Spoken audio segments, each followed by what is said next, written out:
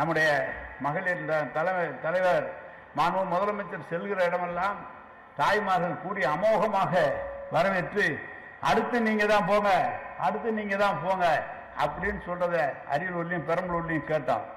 அதோடு மட்டுமல்ல, முதலமைச்சரே எல்லா திட்டங்களும் நல்லா இருக்கு, நீங்க உடம்பு மட்டும் பார்த்துங்க அப்படின்னு சொல்ற தாய்மார்களையும் பார்த்திருக்கிறோம்.